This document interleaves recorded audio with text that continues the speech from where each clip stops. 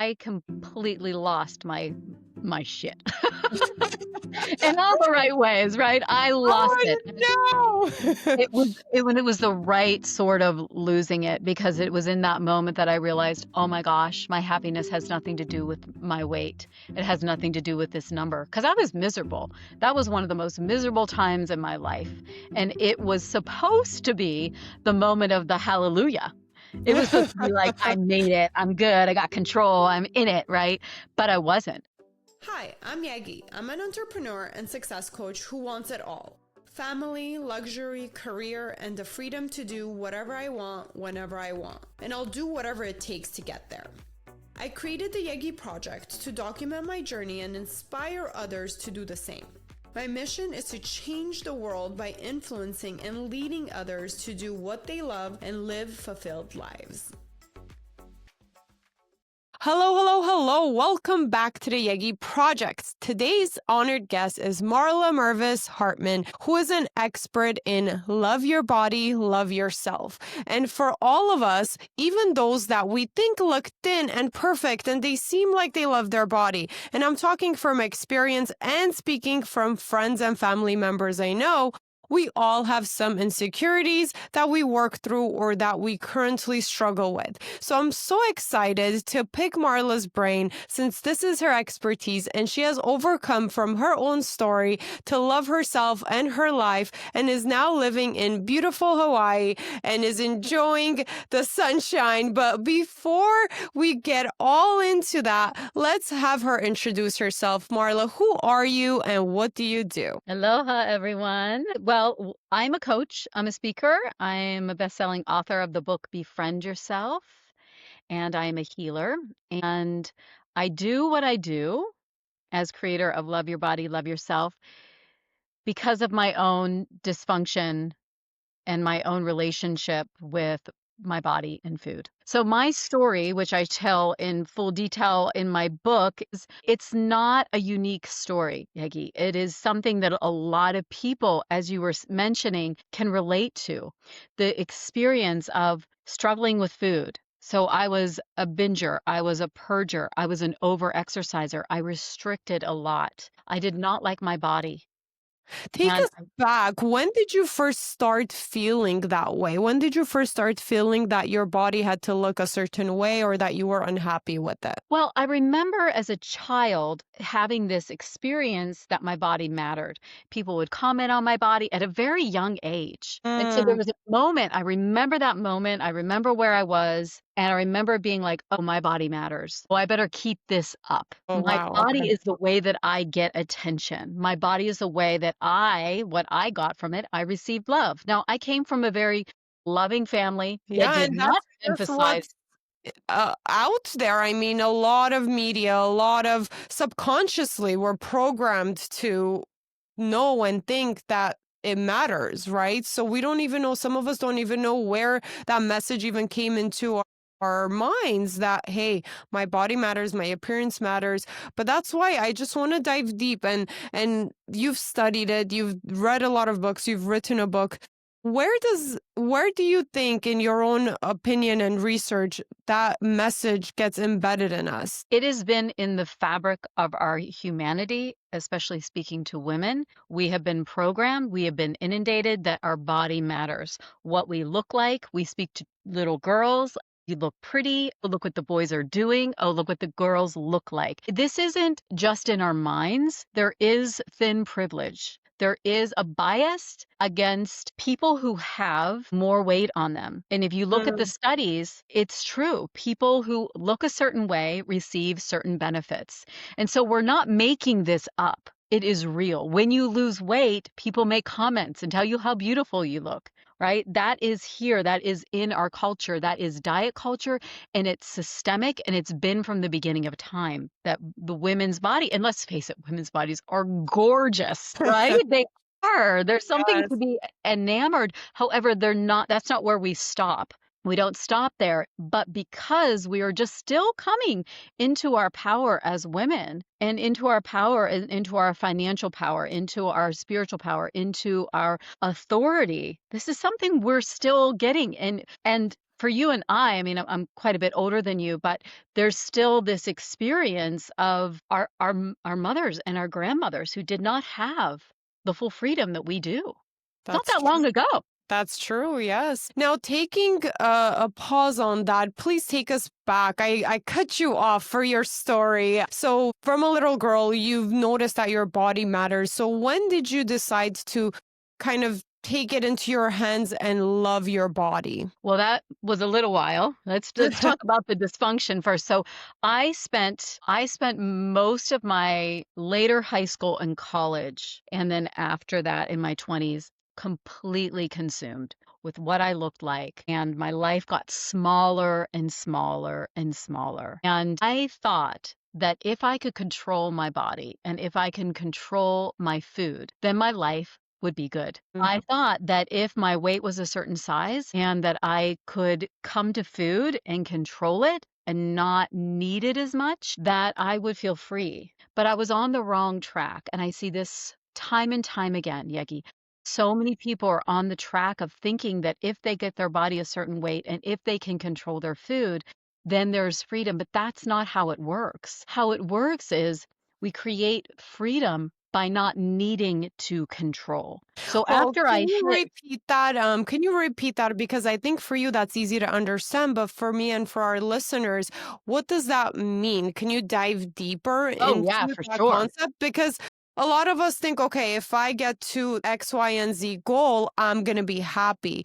Only if I cut X, Y, and Z, I'm gonna be happy. So, and like you said, that's not true. But for people who have not gotten to those goals, they're struggling thinking that they're failing, they're trying all these different things, it's not working, and it's their fault, and they have to, do the diet or do the exercise or whatever it may be to look and feel a certain way. But you're saying it's the other way around. First, you need to feel a certain way in order to make all those goals come true. So can you dive deeper and kind of guide us, educate us on how do we even get started with switching? It's kind of like, did the chicken come or the egg first?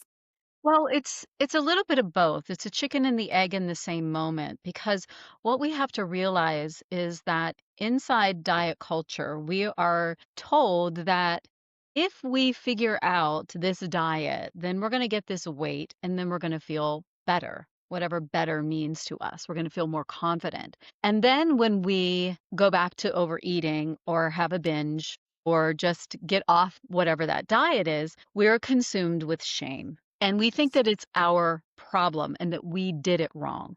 Diet culture, right, the diet industry is like a $6 or $7 billion industry. They are funded on our failure. So these diets are not designed to work. They're designed for us to keep coming back. They're designed for us to give our authority and for us to look outside of who we are to decide what we are going to eat. So they're not designed to give us the empowerment that we think that we're feeling. And that empowerment, it can be fleeting. So what happens in the structure, and if someone who's been in the experience of dieting, losing weight, losing weight, and gaining weight, what the cycle looks like is we diet, we feel good, we get attention, we feel good, we're alive, and then we have some stress, and then we have our overeating, like I said, or we have our binge, or we have our emotional eating moment, and then we go into this. Cut you off. So are you saying dieting is not sustainable? Most of the time it goes on a roller coaster? Yes, it's just what in the middle of sharing. I see. Yeah, so the dieting and then it creates this not creates, life happens, right? And then we have the emotional eating. And then when we have a moment of shame, and that Mm. shame moment is a really big moment. That shame moment is, oh my gosh, what is wrong with me? I should know better. Why am I doing this behavior? Right? And then that leads back again to this dieting. And so when we look at this cycle, we can see that we're actually not needing to fix the dieting. We're needing to be with why we are emotionally eating, why this came in, and then how can we be with this shame and how can we heal the shame so that we're not going back into dieting.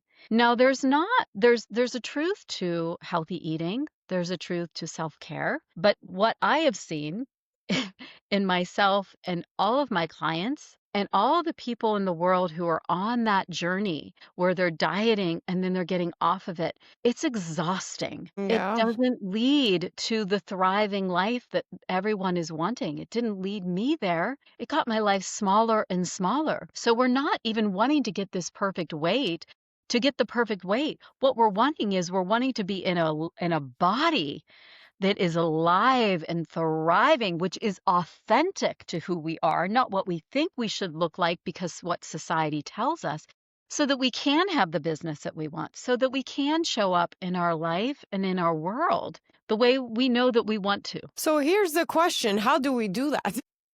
Yeah. I know it's probably simple, but the concept is probably simple, but difficult to actually execute.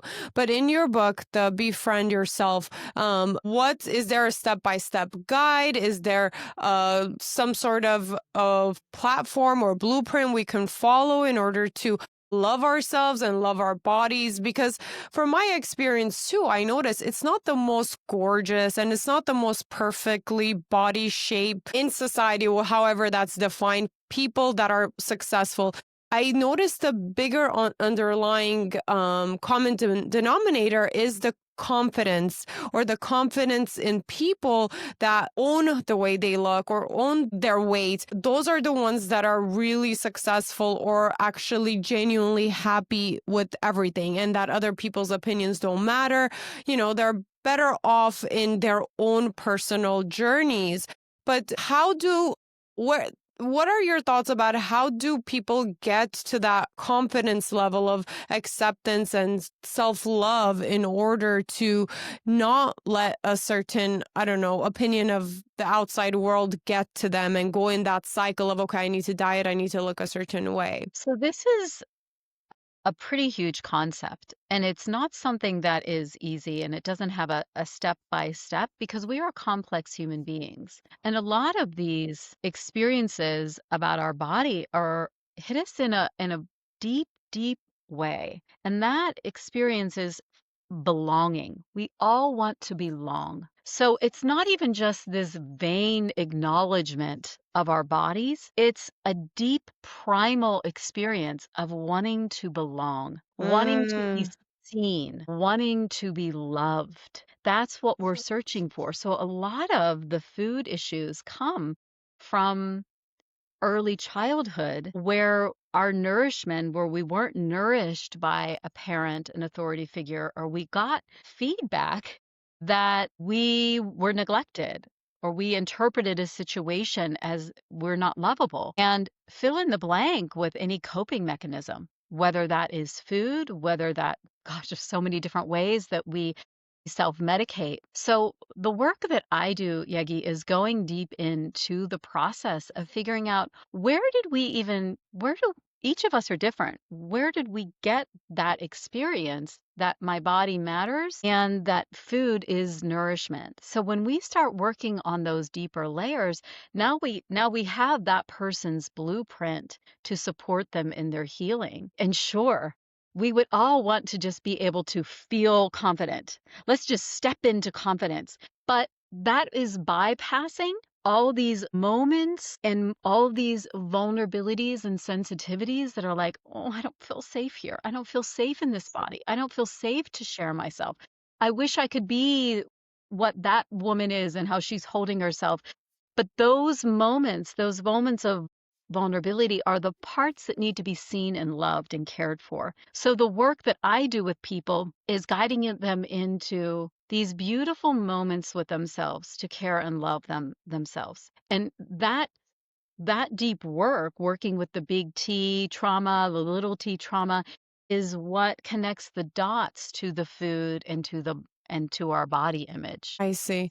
So you said a lot of us seek to feel like we want to belong, and that's part of our human needs, and also loved. Of course, that's also another human need. So if something was missing along the line of our childhood, it could have been a reason why we keep seeking that as an adult. And by seeking it, we do it in many different ways. And what you discovered, that's the reason why people try to look a certain way in order to get those core needs. Now, you work with people to find an alternative to get those needs met in order to kind of solve the problem of the eating. Or can you clarify that a little bit more? Because I know it's complex and we're complex and we all could benefit from doing work on ourselves. But for somebody who's listening and has no idea like where to start and how to approach it, and they never thought that, hey, this could be something deeper, how do they kind of pinpoint that? What questions do they ask themselves? Because the average person would think, okay, well, it's my fault. I'm not eating right. I'm not exercising, or my body's just built this way. I know people that try all the diets and they don't see any change because they think, okay, maybe it's my genetics, for example, and they're just unhappy trying different things. So what advice would you give to those listeners who are like, oh, wait a moment, maybe it's something else? Like, what questions do they ask themselves? Gosh, if you are listening and that is what you're coming with right now, I am so excited that you are get the opportunity to realize, oh my gosh, it's not your fault. You're doing the best that you can. There's nothing wrong with you. You are worthy of love. You are doing your best. And all of that compassion gets to come right back to you. So these are the beautiful questions. Like what you were saying here is like, okay, what questions do we get to ask ourselves? We get to ask ourselves questions that actually fuel us and not I mean, the questions of like, what's wrong with me? Why isn't this diet working? Why, oh, my body, it must just be my genetics. Like, these are questions that don't lead to love. They lead to a dead end. They lead to the constant searching of what is outside of me. What externally can I look for to be with the body that houses the soul and houses the spirit? And so when we get to ask these questions of like, oh, why do I feel really bad about myself? Why am I eating this way? Why do I feel like I need to restrict all the time? Why do I have a challenging time with why am I emotionally eating when I come home from work? What is the setup in that? And sometimes the setup is literally not feeding yourself enough during the day and being stressed out. And then finally feeling, I know a lot of people feel like I deserve it. I've worked so hard, I deserve it. And if you haven't given to yourself all day and you're stressed and you're wired and you come home, you actually do deserve it. Your body is actually desiring it. And so it's taking yourself outside of even a lot of the people that we're surrounded by are speaking the same language of, oh my gosh, what am I eating? Oh, I shouldn't eat that. So who are we surrounded by? Are you surrounded by friends and colleagues and people who are always commenting on their bodies, commenting and apologizing for what they're eating? Are they talking about other people's weight? Are you uncomfortable in your own body around them? That is important to realize because if you're surrounded by those people, then you're not getting a clear idea of what freedom can look like because there's a whole other way of living that is not revolved around what you're eating, what you're consuming, what you're not eating, how you're exercising, and what you look like. So, how do we take our focus away from that? Because when we obsess over something, I know that also there is a resistant factor. We obsess over something, it always never happens. But when we let go and surrender and really try to put our focus somewhere else, but still being open minded to our goals, it almost sometimes feels like it works out better for us. So whatever we let go almost works out compared to obsessing over something. What are your thoughts about that? And how do people stop obsessing over it in order to also solve the problem of their body issues? So, obsessing, if you are someone who has a lot of food noise, a lot of body noise, that sign of obsessing and not being able to let go of it is a sign that you may need help. It's not something that we often can get out of without a coach or a therapist or someone who can guide us, because it is often connected to some deeper places. So that's an important thing to realize if you've been on this journey for a while and you keep coming back to obsession. And the only time you think that you're better is when you've lost weight. So you think that that's the answer. That is disordered eating. That is a sign that you are on a path that needs support. And Now, I love that. I love that you mentioned that you need a coach and you need help. I think a lot of times, a lot of people feel ashamed to get help because they're like, oh no, it's my fault. It's because I'm not dieting. It's because I'm not doing this or that. It's just me. Maybe after I do this, if that doesn't work, then I'll get a coach. So, I think in a lot of different areas in our lives, it's a good reminder to be able to seek help. If even a friend that could kind of keep you on track, professional help is absolutely always recommended. But mhm. even a friend to get help, I think we just need to spread that message of it's okay to get help. And like you said, it's not your fault. It's okay if you're feeling a certain way. And there is something you can do about it. So you just need to seek the correct help and find what will work for you. Now, I want to go back to your story because I love your story and I love that you struggled, but there was a reason for that because you are also helping so many people to kind of jumpstart their journey into loving their bodies. Can you go back a little bit more? So, since you were a little girl, you knew your body mattered, you've struggled with it, your world shrunk because you were focusing so much on your image. And I know you reached your goal of your weight, but what happened after that? Why were you still unhappy after you reached your ideal goal and that scale looked amazing and it was a number you wanted to reach? What happened at that moment at the gym? I completely lost my shit in all the right ways, right? I lost Oh it. no!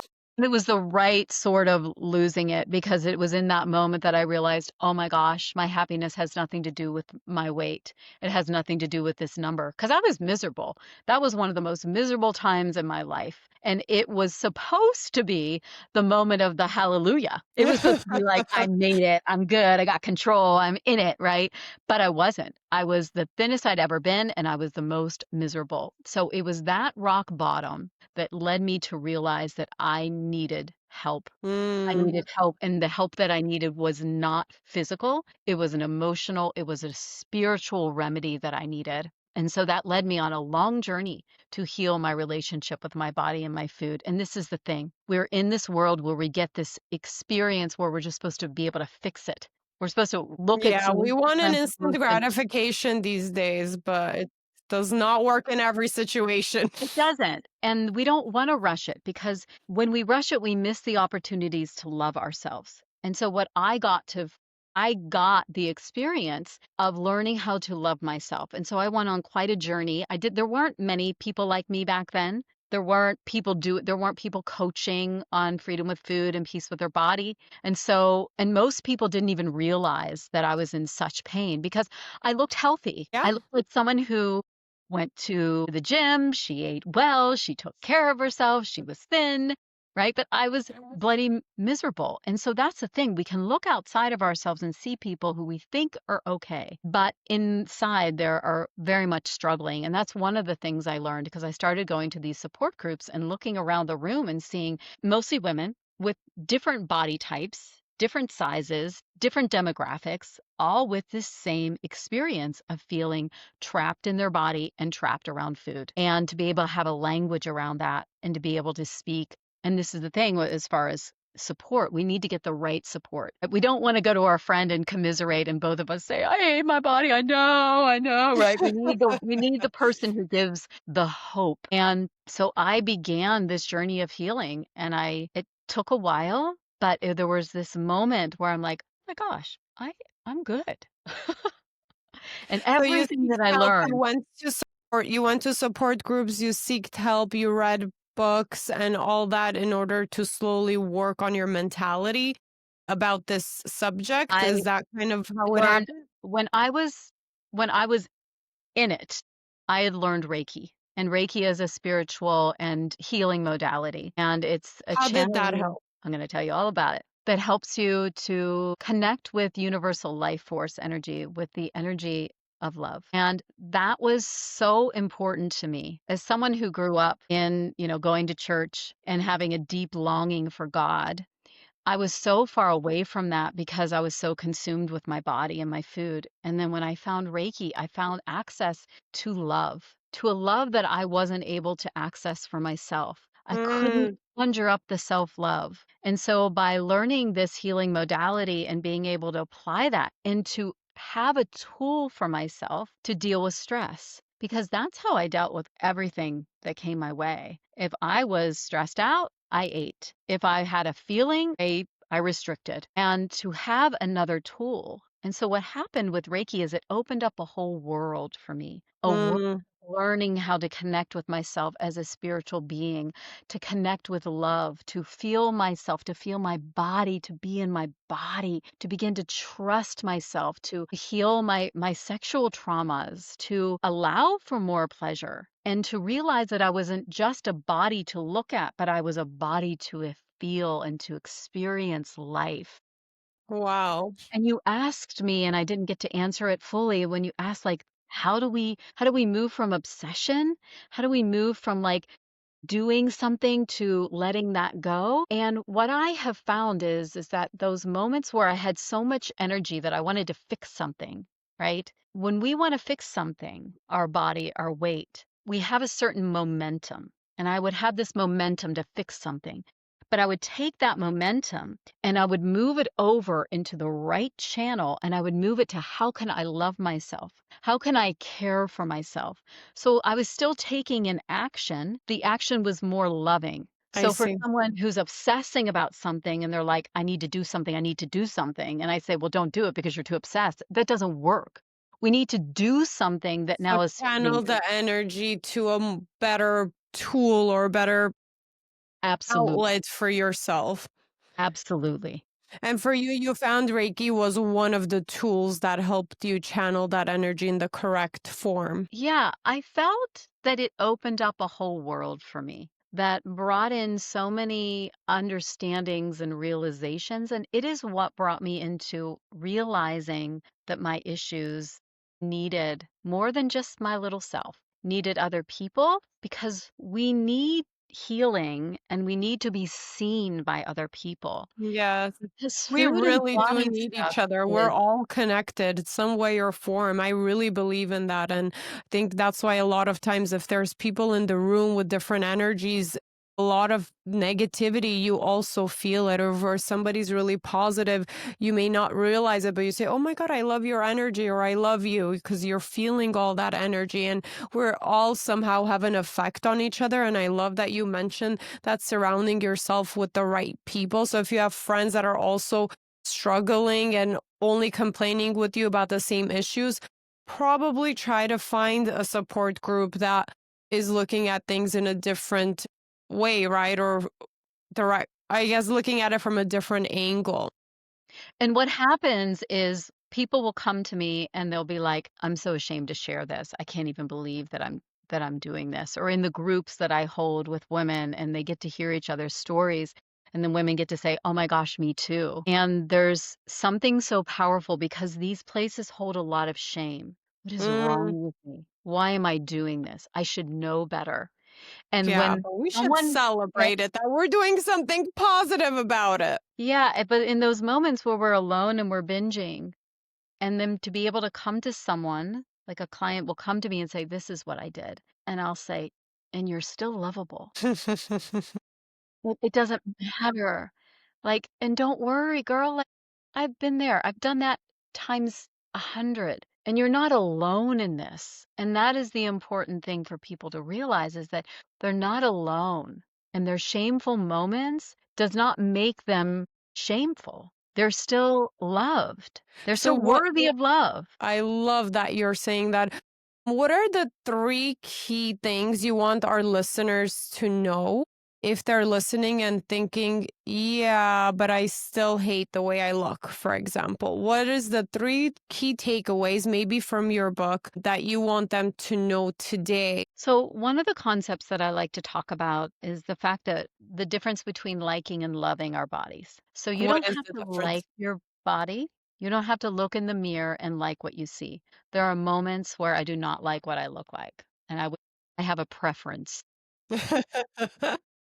I have a preference, but that doesn't mean that I don't show up with love for my body. And so if we can separate liking and loving and know that like I don't really like this, but how can I love my body still? How can I show up? Let's take it into partnership like my husband. Sometimes I like him and I always love him. And I always show up with respect and love and I appreciate him. But sometimes he does behavior. I'm just like, I don't really like that. I can relate with my kids. I love them conditionally, but sometimes I do not like them. Right? Exactly. Same with my son. I get it. And so we have to do that for ourselves. Even if you don't like what you see in the mirror for a day or whatever it is, that you still show up with compassion and love. And that is something to begin to separate and know like I get to love myself. So here's the second thing. And my book is called Befriend Yourself. And the reason it's called that is because that is what we how do we do this, right? Just like I said, like how do we go into love in these moments where we're not feeling it? How do we do that? So we do that by accessing friendship for ourselves. So we all know what a good friend is. We all know what it feels like to have a good friend show up for us. We also know what it is to not to have a good friend betray us. And we get to be a best friend to ourselves. And a lot of us are not doing that. I know I did not do that. I was not a good friend to myself. I was like my worst enemy. Can you give us an example of what a bad friend to ourselves looks like? And then how do we correct that to be a good friend to ourselves? Well, let's face it. How many of you are talking negative about yourself? How many people are, what is your internal dialogue? It's What are that you negative saying to self yourself? talk. The self talk is the biggest component. And I would add that to number three of what you're asking. How we speak to ourselves is crucial. And that is why we, like a best friend, would never talk to us like that.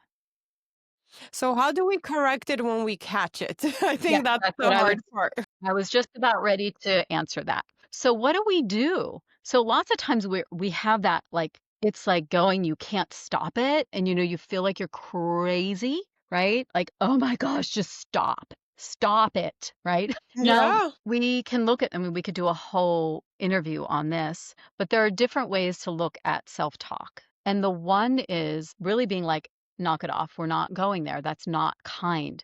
We're not doing that today. When we can catch it, like if we start talking to ourselves like this now, we're not setting ourselves up for success. So if we want to have a good day and we want to set ourselves up for success, if we're looking in the mirror and we can catch that in that moment, like we're not doing that. Nope. No. No. What would a best friend say to ourselves? What would we say? How would we build ourselves up? They would say, like, knock it off, right? What are you doing? My best friend will say, they're like, did you hear what you just said? I'm like, oh my God. And there are certain things that we say to ourselves that we do want to acknowledge, that we want to go deeper on. So if there's a thought that keeps coming up, that keeps wanting to sabotage us, we all have those. Those are the thoughts that we go into and say, and this is a deeper process.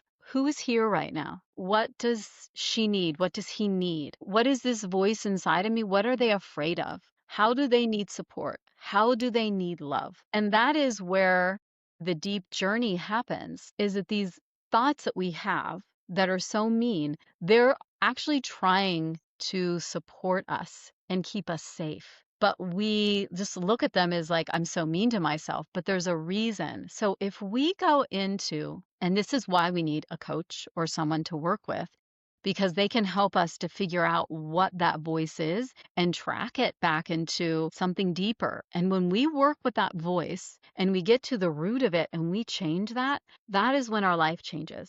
And Mm. that's how when you were asking about confidence, those are the moments where we all of a sudden have more confidence because we've calmed this voice who is actually an inner child or an inner character. And when we've calmed that part of us, we get to show up in our fullness and we get to show up with more love. I love that. Now, I have a fun question for you. So, maybe back when you didn't do all this work on yourself to feel and love your body and yourself, the self love before that, what would your body say to you? And what does it say to you now, if your body can talk? My body back then would say, "Please lie down. Please lie down. I'm so tired. I'm so tired. Please stop exercising. Please.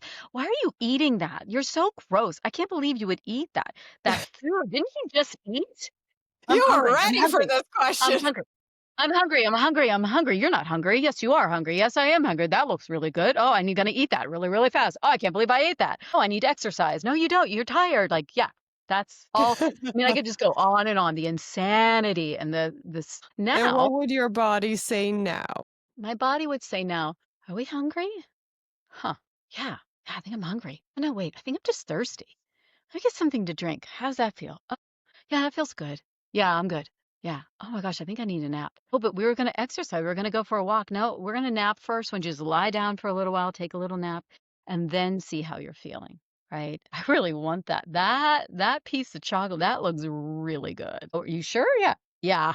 Yeah. Yeah, I want it. I'm gonna have it. That's the way it looks now and sounds now. I'm So you're just listening. nicer to myself. No, I wanna be honest with you. I still have moments. Yeah, I think we all do in any area of our lives. Like Especially it's the places a are constant working progress. We don't reach a certain point if it's with success, if it's financially, if it's, I don't know, with our families, with ourselves. It's never you reach your goal and it's done. I've learned the hard way that you always need to put in work. Even in our businesses, the industry we're in, we always need to learn new things. We also need to put effort. We always need to market. We always need to be on top of it in order to have a successful business. And again, relationships, it's not like, okay, I have a good friendship with my best friend, but I'm not going to put in any work and right? constantly grow together.